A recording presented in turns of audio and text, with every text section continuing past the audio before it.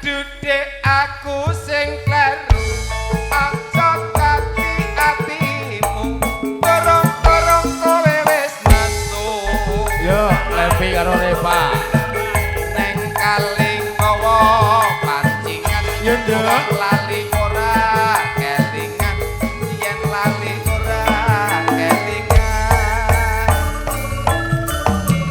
waduh dek aku sing lumpur tapi jarak ngadep rambut tak ayu dadi semrawo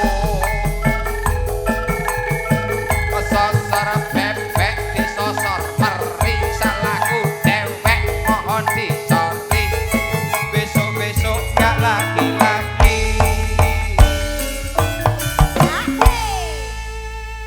pokoknya langsung gaspol remblong nek karo arsekae ngono kuwi semuanya aku muni iki lah kok pas terus lho karo terus iki apa latihan Mas? profesi lho iki sing latih sapa Sampean kowe ora ngerti sing latih iki sapa sapa? Mboten. Rono nek ora ngerti Oh iya. ora ngerti kok dadi rombongan kowe ngerti ra sing latih arseka sapa Sapa? Ora ngerti. Nek kono. Kowe lho ning kono nek ora ngerti.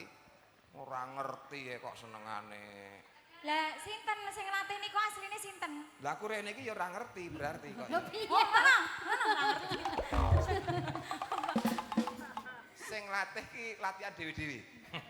Sing latih Mas Ploro. Pancal Mobile Arseka. Iya. Iki asmane Mbak Levi Brilian. Iya dong. Kowe sapa, Nduk? Reva Revo. Oke. Kowe Mioji ya. Iya cita Pak. Lah ya nek Revo apa jadi nek Mio.